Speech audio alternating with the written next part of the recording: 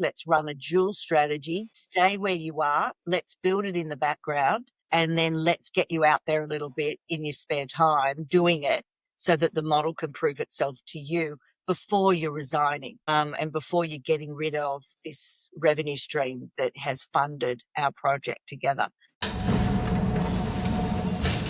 You're listening to Talk Commerce. Subscribe and download at talk-commerce.com. Welcome to this special Down Under edition of Talk Commerce. Today I have Katrena Friel. Katrina, go ahead, do introductions for yourself. Tell us your day-to-day role and one of your passions. So I'm out here in Sydney, Australia, loving you all from the other side of the world, probably. And my business, I've been around for about 25 years. And I've got a business called Becoming the Expert, where it's like business in a box, startup in a box. It's where I put together people's 7 streams of income in 90 days. And we'll talk about that today, I'm sure. But yeah, I've been doing it for ages, still not bored with it yet, loving every second of it. And I've got a couple of passions. One is I've got Yorkshire Terriers, beautiful little dogs, all my life. And they're always called Whiskey. And so we're up to Whiskey the 4th at this stage, and 89 houseplants. Wow, that's great. You'll never guess what kind of dog I have. Oh, what kind of dog do you have? It's a Jack Russell. Anyways, we don't have to talk about dogs today. All right, but before we start talking and before we get into the content and branding, and I'm going to tell you a joke, and all you have to do is give me a rating, 8 through 13. And I wish I would have picked a koala joke, but oh well, here we go. Apparently, to start a zoo, you needed at least 2 pandas, grizzly, and 3 polar bears. It's the bare minimum. Well, it made me laugh. And 2, I haven't heard it before, so I'll give you a 8 out of 10 for that, 8 out of 13 for that. All right, that's great. Thank you. I should have said koala bear, right? I should have said koalas are one of the bare minimums. Yeah, it's a crowd pleaser, that one. Yeah. All right. So Katrina, tell us a little bit about yourself. Tell us how you got into what you're doing, and start there. Well, I was out coaching and speaking and training, and every time I trained or I was with people, someone would always come up to me and say, I want to do what you're doing. And so I started to think about, well, how do I do what I do? And I started to break it down into a bit of a process, a bit of a system. And it started out as a bit of a soup, doing group work. And after doing a few groups, I realized that they weren't doing the work. They actually weren't putting it all together. They didn't have the technical skills, or they didn't have just the focus to do it. So then I started to realize, look, these people need way more help than just a group course. So I actually started to do it for them. And that's when it really flipped the switch on, because now I could get it done for them, and then they could get on with it and start doing their business and launching properly. So now, after 25 years, it's not a soup anymore. It's this refined sauce, a very rich, fine sauce. And, I make the complex look really simple, and they can feel when they're sleeping me having a rummage about in their field, doing all their little things like magic. So yeah, it's just, I think, key. And I think you've seen in the marketplace, done for you now is picked up in popularity because people need help. They really need help, and they need hands-on, do it for you type help.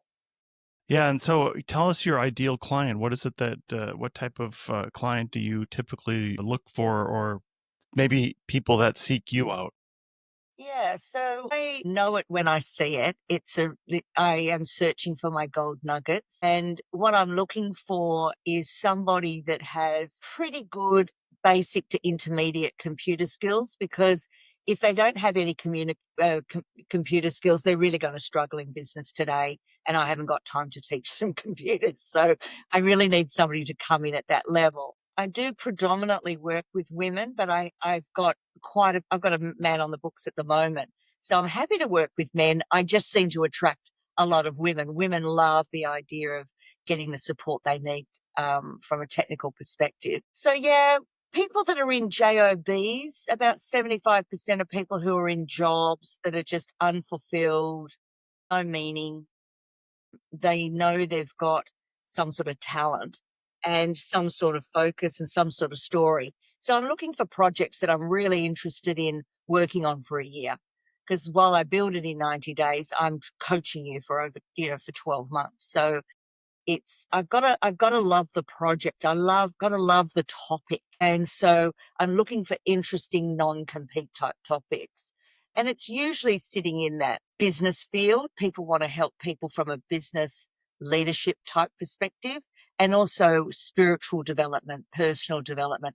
That tends to be my bag. But it sounds like coaching is the main part of what you're doing, and then maybe helping them with a formula. Do you typically work with new entrepreneurs or entrepreneurs that have been around the block a few times? Or tell us the type of people that you end up talking to. Yeah, what I really love is people right at the beginning before they've wasted heaps of time and heaps of money. So I do really attract those people that are still in their JOBs. Let's run a dual strategy, stay where you are, let's build it in the background, and then let's get you out there a little bit in your spare time doing it so that the model can prove itself to you before you're resigning, and before you're getting rid of this revenue stream that has funded our project together. So I really love it at that really early stage where they haven't even left their job yet. But I do seem to get people that are further down the track, 5 years in business, struggling. They just wasted heaps of time and heaps of money. And they always say to me, geez, I wished I'd found you at the beginning. It would have saved a lot of angst. So I'm happy to help them at that. And those people appreciate me even more because they've got context. Whereas the ones that are not hurt at this stage, they don't appreciate me as much because they really don't understand what is ahead of them and what it's like to be an entrepreneur and how many hurdles we have to overcome to survive. Yeah, and do you think right now, well, I guess in the US at least, there's a challenging economy coming in front of us, and I think that plays both ways for entrepreneurs. Sometimes they're forced to do something because they get laid off, and sometimes this presents opportunities that normally wouldn't be there in a downturned economy. Do you find it any different in an up economy or a down economy? Tell us a little bit about that. Well, I love COVID, put it that way. What COVID did was made people laser focused on their happiness and their mental well-being, and they realized life's too short. So I really loved what COVID did to people's mental faculties. While it was sad on so many levels, of course, don't get me wrong, but it was my highest income level I've ever had in 25 years during that period. So I think through adversity, and any entrepreneur will tell you this, through adversity comes creativity and innovation. So, while these things on the surface look bad to people like us really understand that anything that's a catalyst to focus you on your destiny and your talents and your personal brand is going to be a good thing. And if that means that you get retrenched and now you do something about your dreams, well, so be it. Yeah, and so are you finding anything particular? Is there a pattern, or is it everybody's kind of thinking of their own ideas? And or back up. How do you choose which are the best ideas that you like? Well, I think it's intuitive. So I've got really great gut instincts and I can feel it. I really do feel it from it's sensory for me. My whole body will light up about this particular person and this particular project. What I love about my gifts is that they don't need to come to me knowing what their business is going to be. In fact, quite often that is not that creative, what they come with. I just allow people in, and then once they have a sort of about 15 minutes in, I've gone and listened to their story. I can see straight away all the clues that bring this brand together and what they should specialize in. And they often will say, geez, I have never had that sort of clarity. My body has lit up with the idea of that. And you go, well, that's how you tell it's a good idea. Your body will respond with excitement and trepidation and fear and excitement. It's all very close together, but good. Feel the fear and do it anyway. Let's build this thing. Yeah, you talked a little bit about branding. We talked a little bit about branding in the very beginning. How important is that personal brand, and then being able to move that personal brand into your business? So I think you can have just a whole business that is your personal brand that you can have 7 streams of income attached to. But if somebody's got a product-based or service-based business, they've also got a personal brand within that, and there's 7 streams of income that they can bolt on. But it's also, I use your personal brand as a way of sales and marketing. So marketing first and then sales. If you're out there doing it, you'll find that it will be an inbound sales strategy rather than an outbound sales strategy, which is a lot easier. So, yeah, so I have my tricks of the trade and I have my secret sources, and I've got lots of things that I'm very strict about in what model we're building here and what your 7 streams of income are going to look like. And so, yeah, it doesn't really matter whether they're just going to do a pure personal brand business. I think that's nice and clean in a lot of cases. But yeah, I don't tend to work with product-based businesses. That tends to be a different thing altogether, different beast. And you talked a little bit about having to, having to be technologically savvy. Yes. Is there people, I'm assuming most younger people are savvy to technology, and so I'm hearing maybe there might be some older folks or people that aren't so in tune with computers, or do you come across younger people that want to do something that aren't on their phone all day? Could you introduce one of them to me? Because I haven't met one yet.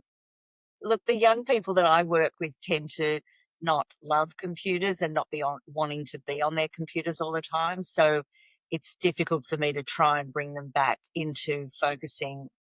There is going to be some screen time to run a business. So it's a little bit funny how we perceive young people as always being into computers, and they're just not.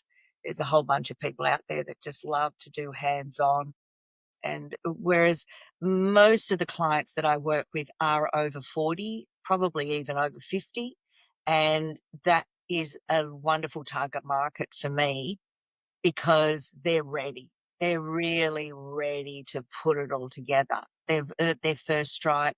They've earned their second stripe at about 30. They've earned their third stripe at about 35. My belief is that you step in to the beginning of your peak at 40. And by then, you want to be thinking about what's my next couple of decades going to look like? Is it more of the same stuff from before, or am I really going to step into my own personal power, own it, and help people through my teachings? And do you help them understand maybe what platform they should be on for some of the selling and maybe cold email? Or tell us a little bit about the idea of once they've developed this brand, they have to sell themselves, right? Do you kind of just work with whatever vertical they're in and then help them to come up with that plan to sell themselves or sell their? I give them all the processes and all the systems and all the platforms. So the platforms are all set. They don't really negotiate that. And the reason that I've chosen what I've chosen over the last 25 years is because I've got to hand it over to you. So I've picked things that I can train in that I know are going to be easy to maintain as opposed to highly complex systems. So we have a system called Wix. Wix I've grown up with over the last however long they've been around. And what I love about Wix in particular is because it houses everything inside of it. All the email, all the shop, all the everything is all inside there. And so they don't need another system to run their business. And, while it's probably not the most sophisticated thing in the whole planet, and yes, there's lots and lots of different things you can use, that's not what this is about. This is about me handing over to somebody that isn't that focused on technology, that needs to run their business. So Wix has got a great system. They've evolved it over time. They're particularly good now, and it's affordable and it's easy to run, and they've got great customer service where you talk to an actual person. And that is key for what I'm selling. That's a great plug. We just had the head of e-commerce for Wix Global on the show a couple weeks ago. He would Well, be very happy to hear what I you're get it. saying. Okay. And yeah, Wix has a ton of really great built-in AI tools as well. So I can Yes. only say good thing about Wix, and it allows you to go from content based to e-commerce based as well, and it has some really cool e-commerce tools that people don't understand how sophisticated it is already. Yeah. Look, I'm a huge fan, as you can tell, because I've been with them since the beginning. But they've come out here to Australia, which we were thrilled about, and we've met them all when they launched Wix Studio. And now we're all little agencies selling these Wix Studio websites. And, I put all the training in behind that. But I also know when I'm gone, long gone, Wix will pick up that customer service for me, and I know they're in safe hands. So, yeah, I think what they're building is pretty cool, and AI is only going to make it cooler. Yeah, and it does a lot of things, like not just content generation, but it does some data analytics, and it'll do image generation, does all kinds of really fun stuff. Yeah, I'm working with Sintra. Have you interviewed Sintra yet? Uh, Yeah, Sintra,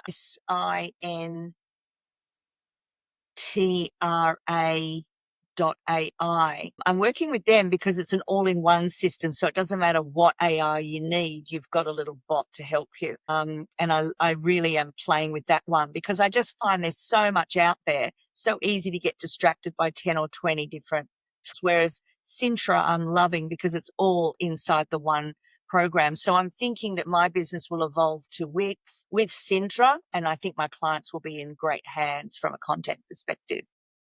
that's great. Katrina, we are rapidly running out of time already, and this has been such an enjoyable conversation. As we close out the podcast, I do give everybody a chance to do a shameless plug about anything they like. What would you like to plug today? Well, I just think having a free discovery session is just a nice, easy next step.